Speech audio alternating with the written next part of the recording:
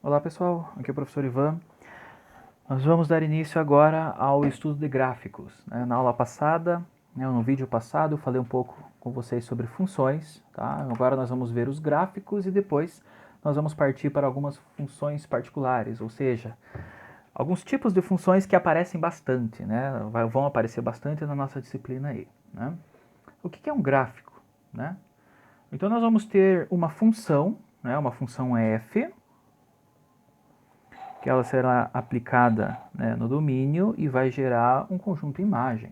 Esse conjunto imagem vai estar dentro do contradomínio B. Nós podemos representar todos os pontos, nós vamos pegar um x do domínio e vamos obter o f de x no contradomínio, lá no conjunto imagem. Nós podemos representar cada um desses pares ordenados aqui por x e f de x, onde esse x aqui vai ser um elemento do domínio que nós vamos representar no eixo x, tá? E esse aqui vai ser um ponto do contradomínio ou conjunto imagem que nós vamos representar ele no eixo y, tá? E o conjunto de todos os infinitos pontos, gerados a partir da aplicação de f no domínio A, que gera uma resposta em B, vão gerar o gráfico de uma função.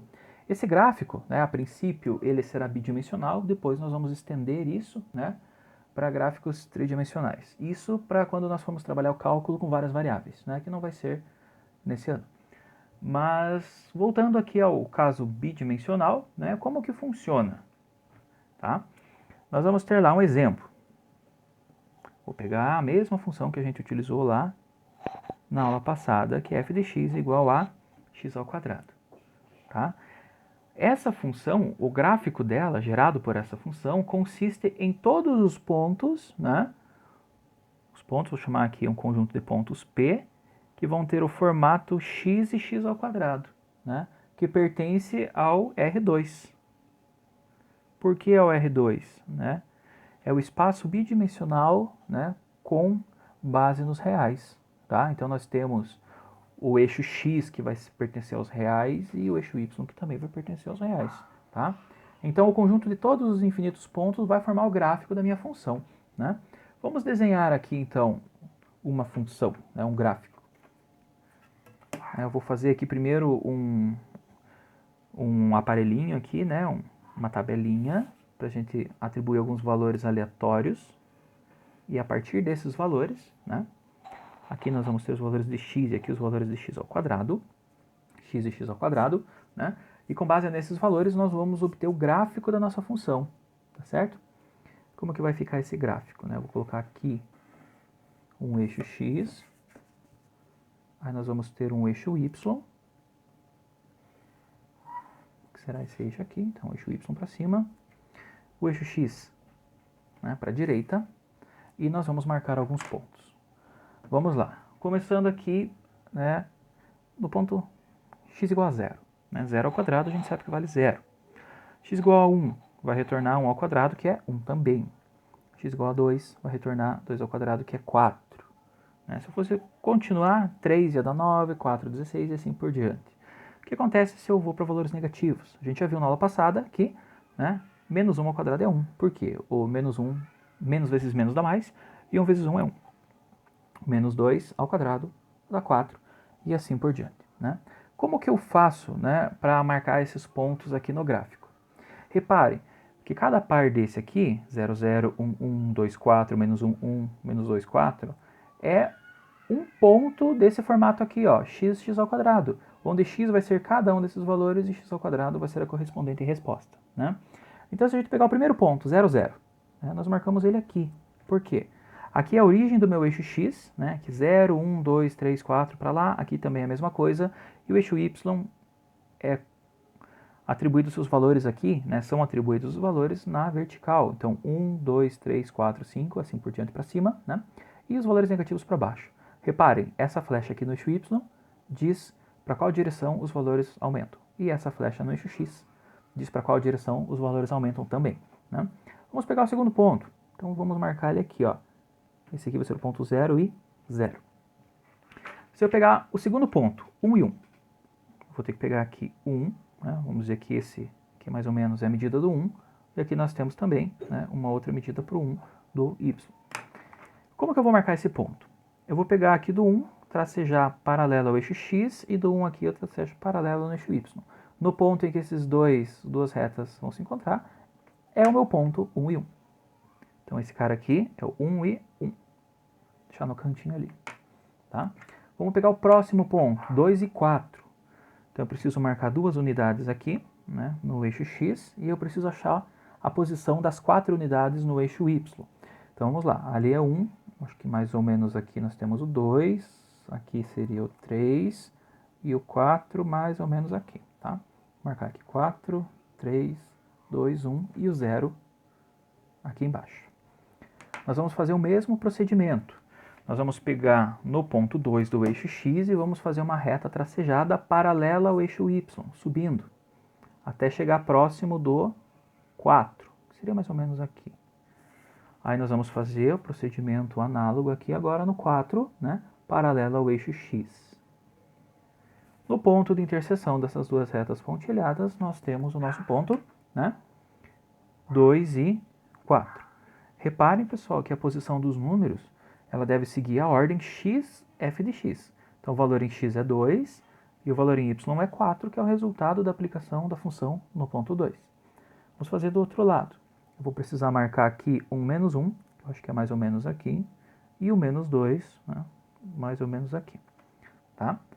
Bom, nós já temos aqui, o próximo ponto é menos 1 e 1. Vamos marcar os pontos tracejados, paralelo ao eixo y, e aqui paralelo ao eixo x. E nós temos o nosso próximo ponto, né, que é o menos 1 e 1. Eu vou escrever ele mais para cá, menos 1 e 1. E o outro, né, nós vamos ter o ponto menos 2 e 4. Deixa eu tirar a régua de cima. Menos 2 e 4, que é o nosso último ponto. Mesmo procedimento. Pegamos o menos 2, vamos subindo até aproximadamente, e passei um pouco, não tem problema. Aqui, nós vamos pegar também, tracejadinho, né, saindo do 4. E o ponto de interseção é esse daqui. Então esse cara é o nosso ponto, menos 2 em x, e a resposta dele é 4, né, no eixo y. Tá? Bom, nós poderíamos fazer esses pontos, né, para os infinitos valores que o eixo x assume. Por que infinitos? Né? Entre o 0 e o 1, nós temos infinitos valores. Por quê? Eu posso pegar o 0.1, o 0,2, o 0,3, 0,4, 0,5, até chegar no 1. Entre o 0,1 e o 0,2, tem 0,11, 0,12, 0,13, até chegar no 0,2. Entre o 0,1 e o 0,11, tem o 0, e já me perdi. Vocês entenderam, né? Então eu posso adicionar uma casa depois da vírgula mais, eu tenho mais 10 pontos entre aqueles dois. Aí eu pego os dois primeiros, tenho mais 10 pontos entre eles. Eu pego os dois primeiros de novo, tenho mais 10 pontos entre eles, e assim por diante. Né? Por isso que eu tenho infinitos pontos. Se eu pegar essa coleção desses infinitos pontos, né, o que vai acontecer? Eles vão estar tão próximos um do outro, né, que eles vão fazer algo parecido com isso. Aí eu vou continuando. Né, eles vão estar extremamente próximos e vão fazer isso daqui. Né? Por outro lado, a mesma coisa. Né? Eu vou ter aqui meio abaladinho, que é a cara da parábola. Né? Então, vão continuar vários pontos, né? Assim. E eu vou passar aqui, vai continuar aumentando pra caramba. Né? Se ficou meio claro aí, pessoal, eu já vou passar uma caneta em cima, tá? Então, aqui nós temos um tracejadinho bem pequenininho, que seria o quê? Os infinitos pontos, né? Próximos aqui, né? Entre 0 e 1, que vão fazer vários pontinhos. Eles são tão próximos que eles vão gerar uma coisa contínua, né? E essa coisa contínua aqui, essa linha contínua, é o gráfico da nossa função. Mais ou menos por aqui. Tá só um esboço do nosso gráfico. Então, é dessa maneira que nós fazemos os gráficos. Né? O que a gente precisa fazer? A gente precisa fazer uma pequena tabela, colocar alguns valores, marcar eles, né, no plano cartesiano, né? E, a partir disso, nós desenhamos o gráfico da nossa função. Tá? Então, esse daqui é o gráfico da parábola, x², né? Apresento ele para vocês. Isso vale para outras funções? Vale. Qualquer tipo de função, vocês podem fazer o gráfico dela, desde que vocês saibam, né, os valores que vocês vão colocar aqui. Existem valores chaves, né? Às vezes a função tem algum S no meio, alguma coisa assim, né? Então vocês têm que ter essa experiência, né, de saber identificar na expressão da função, né, que cara ela tem. Isso vem com o tempo, né? Vocês vão vendo funções diferentes ao longo do curso, vocês vão vendo como é que é o gráfico delas e vocês vão entendendo como que funciona, né, essa parte aqui, tá certo? Vamos fazer mais um gráfico, né? Aqui seria o nosso exemplo 2, da f de x igual a módulo de x, tá? Simplesmente isso. Ah, professor, não falou nada de domínio, não falou nada de conjunto imagem, né? Isso daqui a gente vai pegando automaticamente, né? O módulo de x, tem alguma restrição nessa função aqui? Não tem nenhuma restrição, eu posso usar qualquer valor para esse x, beleza? Isso significa que o domínio da minha função são os reais. Ah, e o conjunto imagem? Opa, o conjunto imagem eu já preciso aplicar, né, a minha função, que é módulo de x, nos valores reais. Né? O que é o módulo, né, o valor absoluto? A gente viu nas aulas passadas que o valor absoluto, né, ele sempre é positivo. Né? Então, se eu pegar os reais do eixo x aqui, vamos aproveitar o gráfico, daqui para frente, ele vai fazer o quê? Vai pegar simplesmente o valor de x. Não tem sinal nenhum para ele tirar. Né? Se eu pegar os valores negativos, opa, aí tem um menos, né? Então o módulo tira esse sinal de menos e ficam só os valores absolutos, ou fica só o módulo do número, 1, 2, 3 e assim por diante, tá? Então o que acontece? O conjunto imagem dessa função, né? Ele vai ir de 0 até mais infinito, tá?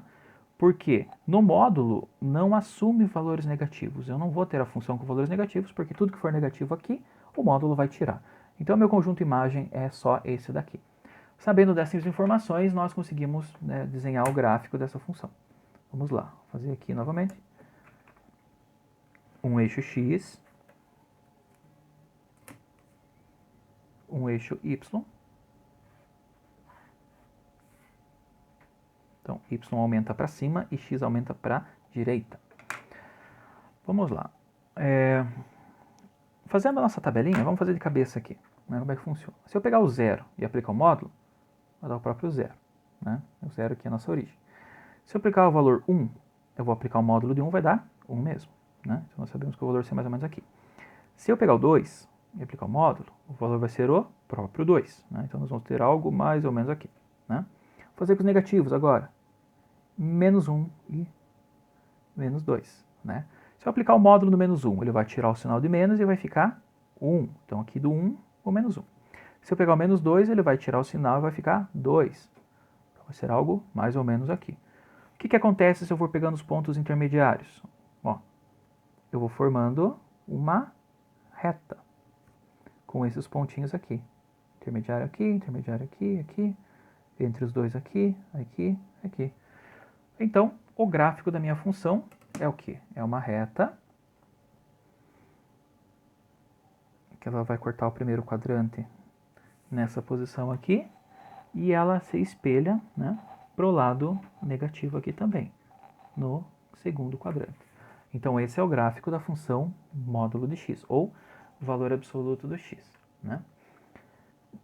Bom, essa questão dos gráficos, pessoal, ela é interessante porque a gente pode usar ela para verificar se uma relação, né, uma relação matemática, como eu disse na aula passada, nem toda relação matemática é uma função. Tá? E o gráfico pode mostrar isso para a gente, tá certo? Como que a gente vai verificar isso através de um gráfico? Eu vou desenhar dois gráficos aqui rapidinho. Eu já comento com vocês como que vai funcionar. Então nós vamos ter aqui um eixo x, aqui mais um eixo x, aqui nós vamos ter um eixo y do primeiro gráfico e o eixo y do segundo gráfico, tá? Y, x, x, y, né? O que acontece? Né?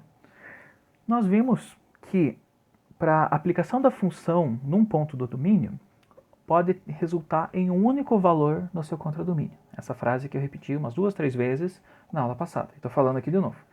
Nós podemos ver isso de maneira gráfica. Né? Imagine que a minha função, né, ela é algo mais ou menos assim. Esse aqui, o gráfico da minha função. Né? Então essa aqui é a minha curva 1.